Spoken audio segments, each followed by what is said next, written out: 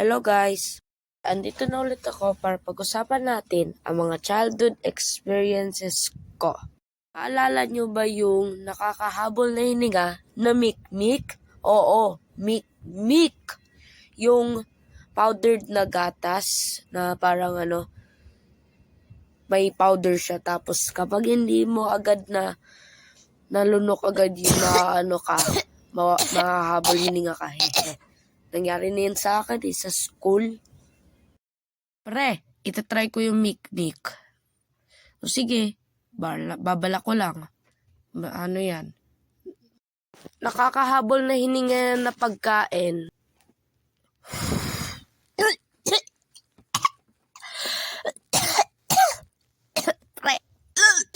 Pre, gusto mo tubig? Sige, pre.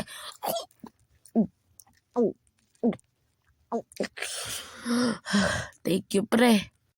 Ang susunod ko namang childhood experience ay yung walang iba kundi ang magical na sipit robot. Oo, nandaan nyo itong mga bagay na to.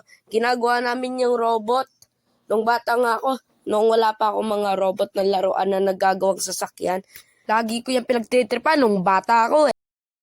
May Voltes 5! Ha? Andito din ang pellet gun. Lance. 3, 2, 1. Bye!